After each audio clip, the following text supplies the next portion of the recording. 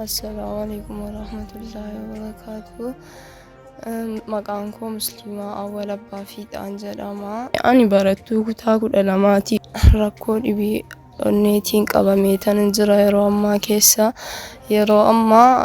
أبستالجماتي كاين أرقامو جريس أبستالجمارا ريفرينا قولانيتو كانجران ريفري سنس تازما أبستال كانجر فين رتنا قولاميتي duraan artificial valve dha kan naa godhamee ture yeroo daa'imummaa koo carraa biyya alaa deemee yaalamuu argadheen ture carraa biyya alaa deemuu argadhe sanattis fayyadamee artificial valve yeroo sanaaf naa godhame kan yeroo daa'imummaatiif na tajaajilu qofa hamma gaafa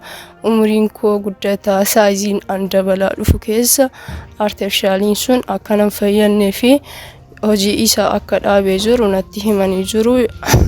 هذا أعرف أشي ساعتين أمس سارجريتي أكناف ردي بيان في بنيرت فجتهم نتهمنيتي كان جرا يا لتشافسي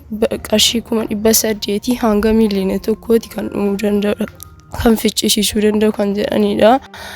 إيجا أبوليوان كو هندي كيسني يو نبرد أبتني لبوكو كنا أكنا عم بستان سنغاف السلام عليكم ورحمة الله أكم جرت أنا بدي جت أشوف بيجاليت أبوليتين كو نبرد ترجم تكوني مسلمة جرامتي برد تكو تقول على مفاتورتي يروح ما كان عمرين سيو غاكورا سجل دائما تاتي عمري شو غاتوربتي إبيون نيا كقبضو حكيموني تيمنان شرابيا على بيا إسرائيل ديمتي على مورغتي بيا إسرائيل لقتي أوبراسيوني تاسفمتي artificialin قد تمامي فيتوري هاتو ملقري artificialin سن yeroo umuriin ishee dabalaa deemu qaamni si guddataa deemu dhiphataa dhufe